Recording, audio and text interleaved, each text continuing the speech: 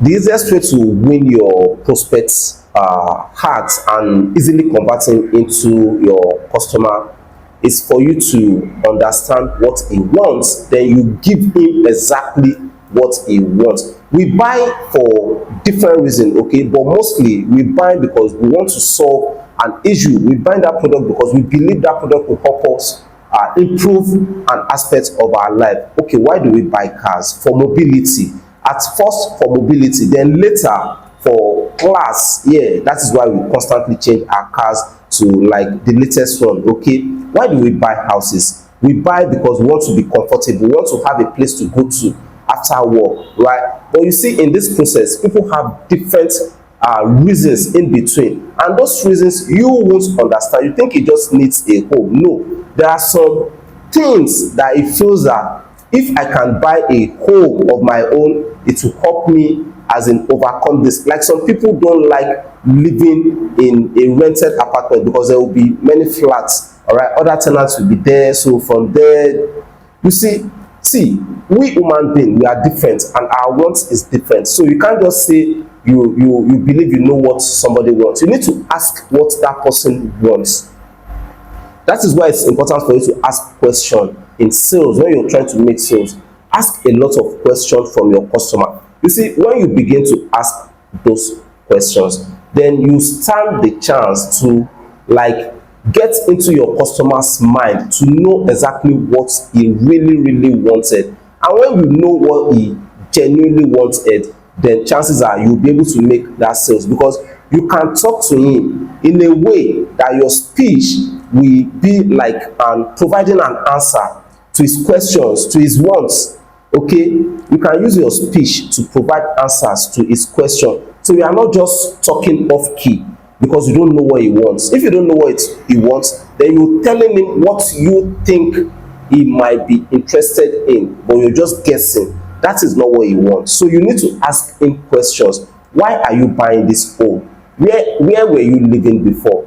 Are you having issues there? What are the issues you're having? You see, what are the challenges you are having? So now you're beginning to understand, because it will tell you, it will definitely tell you that, oh man, my own experience was that I lived in a house, and that was when I made up my mind that, man, I'm done being a tenant. I just want to start living in my own house. I lived in a house. I saw this house and I liked it so much. It was really very nice house. It's a two-story building. So I was living on the top apartment. I have a neighbor, very cool gentleman. But the challenge I had in this house is that the next compound, right, is a bar and a car wash. Yeah, a bar and a car wash. So in the morning, they run their car wash starting from, let's say, like 6 a.m. till maybe like around 12 noon. Then what usually happens is that they have this machine. I think they use it for steam washing or something like that. They have this machine. Whenever it's on, the sound, man, is just too loud. And at first I went to them to talk to them that try and fix this thing. This thing can be done in a way that the noise will not be that much. And you know, I'm living on top of a two-story building, so the sound in my apartment is as if that machine, that their machine, is in one of the rooms in my apartment. It was just too loud for my liking. It's like extreme. It was at extreme. You see that, I just don't know how to like paint that picture. The machine does not work normally like a machine should work. That one was just too much, too loud. I don't even know how they manage to like run their business with that kind of a machine. You see, that's one problem business owners usually have. You're using your own business to disturb other people, and that was the biggest challenge I had in the house. It was from the next compound. I never had issue in my own compound. It was from that building. They will run that during the day, in the morning, then at night, starting from around 2 in the afternoon, they start playing music, right, for their bar, their club. Then they will now run down until around 2 in the midnight. At times on weekends, Friday, Saturday, Sunday, they do that till the following morning. That was the biggest challenge I had in that house. Anybody who come visiting me usually asks that, how do I manage to cope? Right? How do I manage to cope? Because since then I've been trying to make some videos for some other reasons, not even really for YouTube, for some other reasons. So I've been making videos, and I work from home, right? I've been working from home for a very long period of time. So it was just to, during the day, I can't have my peace. I can't have my time to myself. The same thing at night, loud music. And funny enough, the music they are playing, they play most of the time, are not music that I'm interested in. So everything is just noise upon noise upon noise. And I was like, man, you see, to me, I felt like going to rent another house elsewhere. I don't know what I'm going to encounter there, because I will be there with other people. So that made me understand the importance of total privacy. So I just wanted privacy. That was what made me took that decision. And I was like, okay, even if I can't build in the city, I will go to a new site that is just developing, where I can afford to buy land and start building. And that was how it started. So I just go there, I bought, I built, and so for me, that was what made me make that decision. So you see, now I'm sharing my own experience just for learning purpose in this video. So for instance, I'm talking to someone, probably a builder. You see, the builder might not really know. If he didn't ask me, I might not share this story with him. I will only tell him that I want him to build me a house. But if he understands my story and the reason, he will be able to make suggestion, right? So now he's beginning to understand that I don't like distractions, I don't like too much noise, I just like a very cool, calm place. So now you'll be able to make recommendations to me, you'll be able to make suggestions to me, and most of these things is definitely likely to charge me for it, because many of them will come as an added value to the service is trying to render to me. Many of them come as an added value, and I won't mind to pay, because that's exactly what I want. Because I've been able to share my story with him, he understands what I want, so he can talk to me based on what I actually want. So he's not guessing, he's telling me exactly what I want. So that's exactly how you need to go in sales. Try to understand what your prospect really wants. Ask questions, okay? Feel free to ask questions about what that person really wants. Okay, why are you buying this product?